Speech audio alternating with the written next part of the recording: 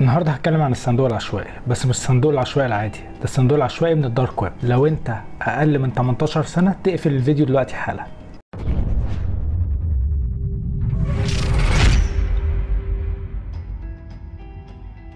زي ما شفتوا في الحلقه اللي فاتت من ابلكيشن الجثث، طلعت انا وريان من اسم الشرطه وما قدرناش نثبت دليل واحد ضد لايم، او حتى نقدر نثبت انه موجود اصلا. روحت البيت وفكري شبه مشلول. لايم عامل زي السراب ومستحيل انك توصل، بس هو موجود في مكان واحد بس، مكان بيبقى فيه على طول، في الدارك ويب.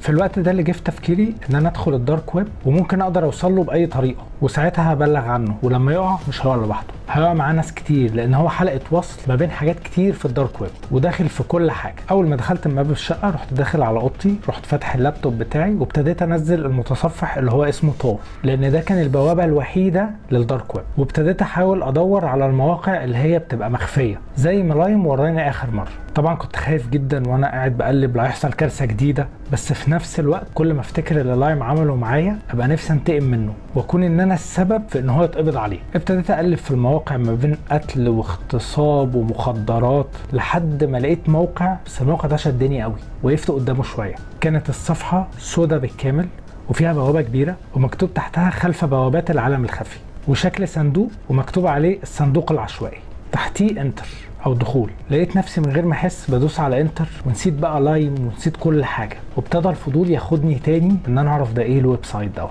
الويب سايت راح مدخلني على صفحه تاني فيها حوالي 20 صندوق مرسومين جوه الصفحه، كلهم لونهم اسود وشبه بعض ومتزخرفين كده، ومكتوب على الصفحه من فوق دارك ويب ميستري بوكس، يعني الصندوق العشوائي للانترنت المظلم.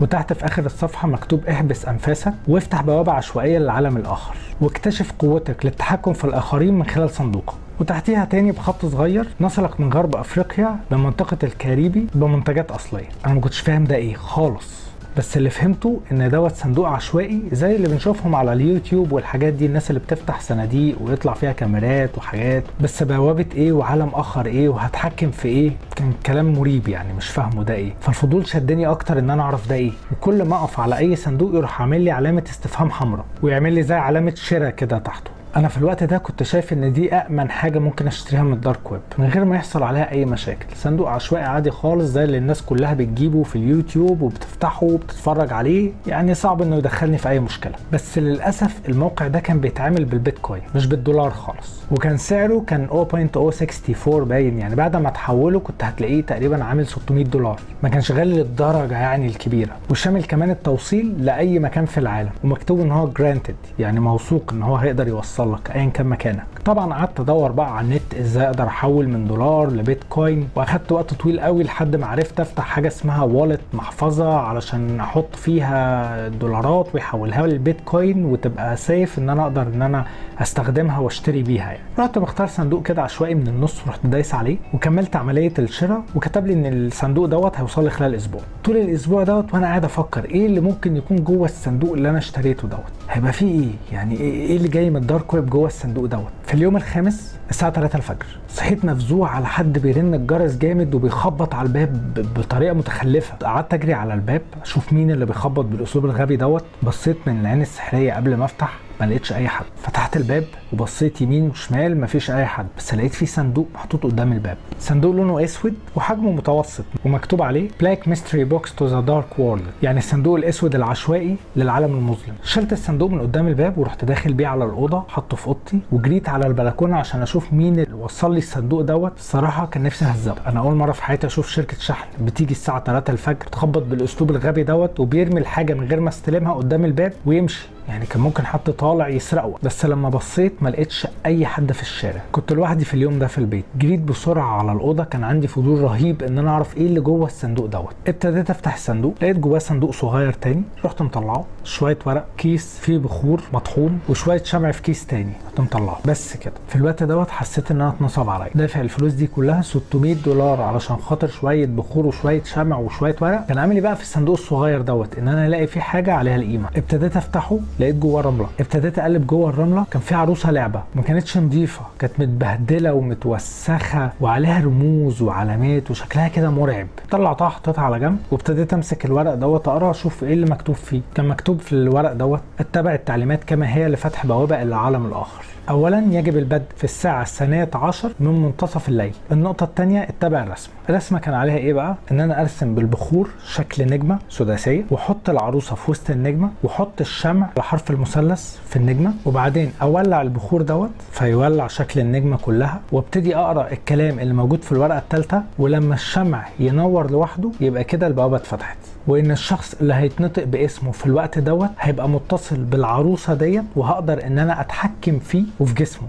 وهيبقى كامل تحت سيطرتي. طبعا اول واحد جه في دماغي هو لايم، لان لو الكلام ده صح يبقى انا هقدر اسيطر عليه، وممكن اعرف مكانه وممكن اجيبه ازاي مش عارف، بس يعني هو مكتوب ان انا هعرف اسيطر عليه. ولو الكلام ده مش صح يبقى انا اتنصب عليا. بصيت في الساعه، كانت الساعه ساعتها 3:30، يعني لو انا هتبع التعليمات فعلا يبقى لازم استنى لحد تاني يوم الساعه 12 في منتصف الليل. طبعا حبي بقى للفضول ان انا اعرف ايه اللي هيحصل وهسيطر على اللايم ازاي، حبي برضو للانتقام ان انا عايز انتقم منه، ما كنتش قادر استنى. وبعدين قلت ده فرق يعني 3 ساعات ونص، مش قصه يعني، وطالما لسه الشمس ما طلعتش فخلاص عادي يعني، احنا برضو بالليل. فتحت البخور وابتديت ارسم بيه النجمه السداسيه ديت، وحطيت العروسه في النص، وحطيت الشمع على حرف كل مثلث في النجمه، ورحت مولع في البخور، وابتديت اقرا الكلام اللي موجود في الورقه الثالثه. الكلام ما كانش مفهوم خالص، ابتديت اقراه زي ما هو مكتوب بالظبط، وانا مش فاهم اي حاجه من اللي مكتوب. مره واحده الشباك اتفتح واترزع جامد، ودخل زي رياح جامده، وابتدى نور الشمع ينور ويطفي ينور ويطفي، وابتديت اسمع اصوات مرعبه في الاوضه وتخبيط وصويت، وابتدى الدخان يكتر حواليا جامد، وشفت العروسه اللي كنت حاططها في النص ابتدت تتحرق، ومره واحده اختفت. اول لما اختفت كل حاجه وقفت في نفس الوقت، الرياح ديت وقفت، والتخبيط وقف، والصويت والشمع اتطفى، كل حاجه وقفت في نفس الثانيه، وانا كنت هموت من الرعب، وما لحقتش اقول ولا لايم ولا اسم ولا اي حاجه. انا ساعتها حسيت ان في حاجه غلط. طب العروسه اللي كانت موجوده دي راحت فين؟ ده انا المفروض ان انا هستخدمها. حته ان هي تختفي والكلام ده ما كانش مكتوب في الورق خالص. طب حتى لو هي اتحرقت انا المفروض الاقي الرماد بتاعها ده. ما كانش فيه اي حاجه خالص، كأن حدثا لم يحدث، كأن ما كانش فيه عروسه اصلا في البوكس دوت. جبت شنطه بلاستيك وابتديت اجمع الشمع وارميه جوه الشنطه، واجيب البخور البقايا بتاعته ديت وارميها في الشنطه، وشلت الكيس والصندوق ورحت ارميهم في الزباله اللي في المطبخ. اول لما دخلت المطبخ لقيت واحده واقفه في وشي، شعرها اسود طويل، لونها ابيض وشاحب، عينيها بيضه ما فيهاش نني، هدومها مطربه ومقطعه. فوقفت مكاني ما اتحركتش وبصيت لها وهي ساكته. بعدين مره واحده ابتدت تتكلم، قالت لي انت جبتني في الفجر وكنت عايز تهلكني. فقلت لها انت مين؟ قالت لي انا مهيله بنت ابكان، ملك ملوك الجان، نملك ما تحت الارض والتراب، وانت هتنزل معايا تحت. قلت لها تحت فين؟ قالت لي تحت الارض، انزل معي او اهلكتك عشيرتي. انا من كتر الرعب رحت فاتح الباب ورحت جاري نازل على السلم حافي. نزلت قعدت اجري لحد ما وصلت لحوش العماره، لقيت عم محمد البواب في وشي. قال لي في ايه في ايه؟ اول ما شفته قلت له اطلع معايا اطلع معايا بسرعه يا عم محمد. طب في ايه يا استاذ سليمان في ايه؟ قلت له اطلع معايا بسرعه. طلعت اجري على السلم لحد لما وصلت الشقه، دخلت بسرعه قعدت ادور على اي حاجه، ما لقيتش اي حاجه، وهو في ظهري قاعد يقول لي في ايه في ايه، وانا ادور مفيش اي حاجه. الصندوق اختفى، البخور اختفى، الشمع، كل حاجه، مفيش اثر لاي حاجه. قلت له مفيش حاجه يا محمد، بص كان في بس فار كبير كده وانا قعدت احاول اقتله وخفت منه ونزلت اجري بسرعه عشان اندهلك. فبص لي كده وضحك كده باستهزاء، قال لي طب بدل ما تبقى تنزل حافي على السلم يبقى كلمني على الموبايل وانا هبقى اطلع لك. وراح سايبني وراح ماشي، وهو قاعد يضرب كف على كف، وراح قافل الباب ونازل. طبعا انا كنت مرعوب في الوقت دوت ومش عارف اعمل ايه وخايف انام جدا. فضلت قاعد في البلكونه لحد لما الساعه بقت 12 الظهر، بقت الدنيا كلها منوره. او رحت مفتح كل شبابيك الشقه، دخلت من التعب نمت على السرير ما حسيتش بنفسي. وانا نايم قعدت احلم بكوابيس وان هي بتطاردني في كل حته بروحها، وكنت مرعوب لحد ما قمت مره واحده من الاحلام والكوابيس ديت، بس لقيتها في وشي. شبابيك الشقه كانت كلها مقفله والدنيا كانت ضلمه وكنا بالليل. فبصيت لها كده وانا مرعوب، هي قاعده بصالي مراقباني، لقيتها راحت مدالي ايديها وقالت لي تعالى معايا تحت. انا من الخوف رجعت لورا في اخر السرير وقعدت اقول اعوذ بالله اعوذ بالله اعوذ بالله. هي راحت مصرخه جامد قوي قوي لدرجه ان انا اترعبت فسكت. لقيتها راحت نط عليا وماسكاني بايديها في ايديا الاتنين، وراحت نازله بيا لتحت. حسيت ان انا بقع تحت من عماره طولها 15 دور. من الرعب جسمي اتنفض مره واحده، صحيت لقيت نفسي كنت بحلم، كان حلم جوه حلم. لقيت الشبابيك مفتحه عادي خالص زي ما كنت سايبها، وكل حاجه ماشيه طبيعي ومفيش اي حاجه.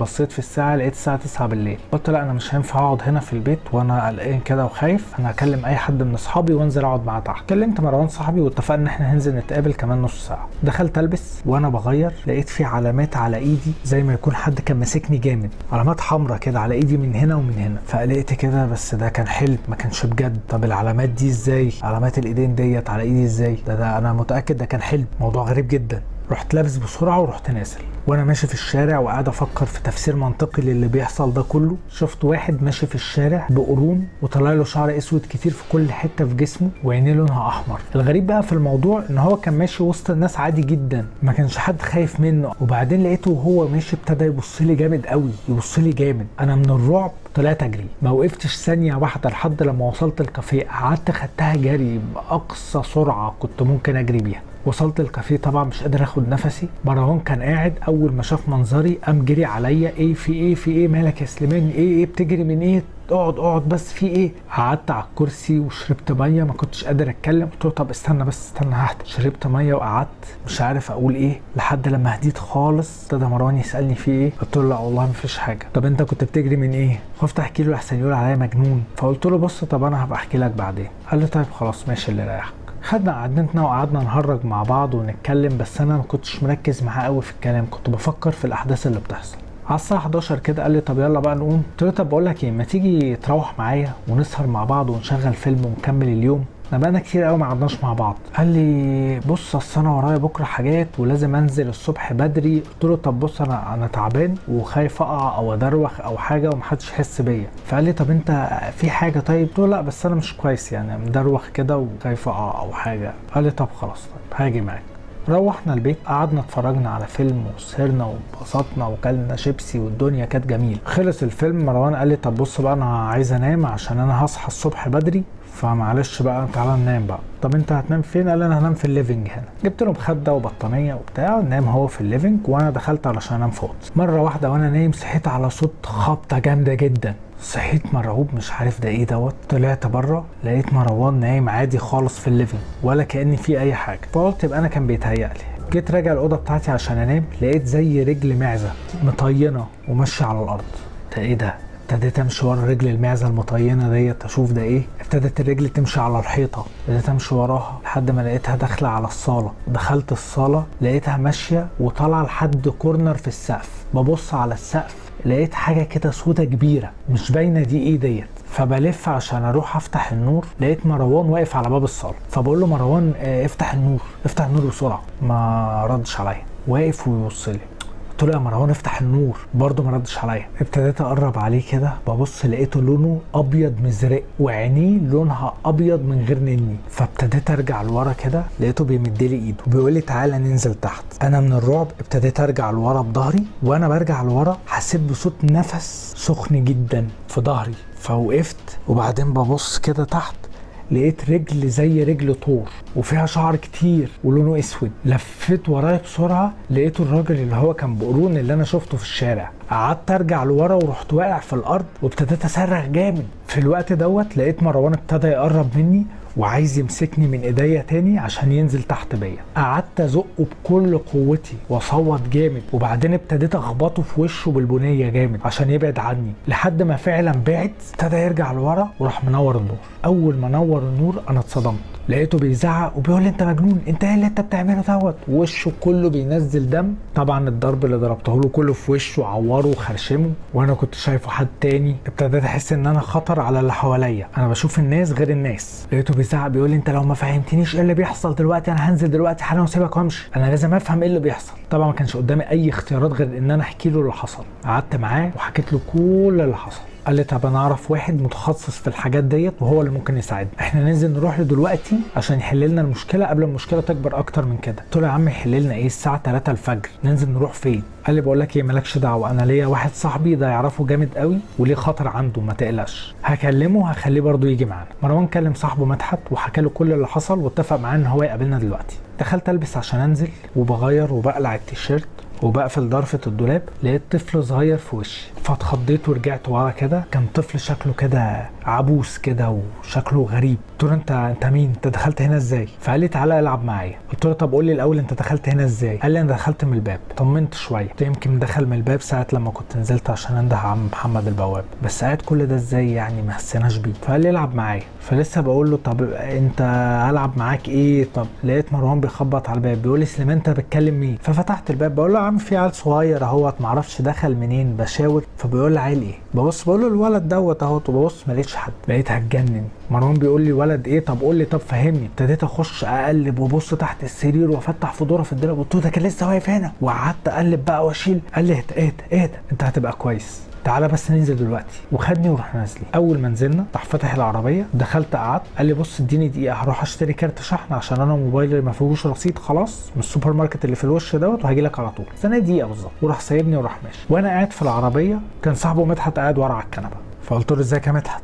فما ردش عليا. فقلت له انت الراجل اللي انتم موديني عنده ابو عمار ده كويس؟ انتوا واثقين فيه يعني؟ فضحك وقال لي انت عايز ايه بالظبط؟ قلت له انا بشوف حاجات غريبه ملهاش وجود وحاجات مرعبه كده وانا مش عارف اعيش كده. فراح بص لي كده وراح مقرب مني. قال لي حواليك في كل مكان وممكن كمان جواك، من تحت التراب وفوق الحراب، فتحت باب من تحت التباب يكمن به القوة والهلاك. انا مرسال وبحذرك انزل تحت وعيش خادم لبنت ملك الملوك، او هتعيش فوق في هلاك لحد ما تموت. فبصيت له كده وقلقت شوية. في نفس الثانية ديت لقيت مروان بيفتح الباب وراح داخل. قال لي معلش اخرت عليك. قلت له يا عم شوف صاحبك يا عم، الكلام العبيط اللي بيقوله دوت ورا دوت. فقال لي صاحبي مين؟ قلت له يا عم ما تحركش اللي قاعد ورا، خلص اساله شوفه عايز ايه دوت، ولا جاي يرعبني اكتر ولا جاي يحل لنا المشكله. قال لي سليمان ما فيش حد غير انا وانت في العربيه. ببص ما لقيتش اي حد ورا. ابتديت احس ان انا داخل على مرحله الجنون. خلاص انا بكلم ناس وناس بتكلمني وبشوف ناس هم مش موجودين اصلا. قال لي احنا لازم نتحرك بسرعه، وراح مدور وراح ماشي بالعربيه بسرعه. طول ما احنا ماشيين بالعربيه كنت بشوف ناس شكلها غريب بيبصوا على العربيه وهي ماشيه.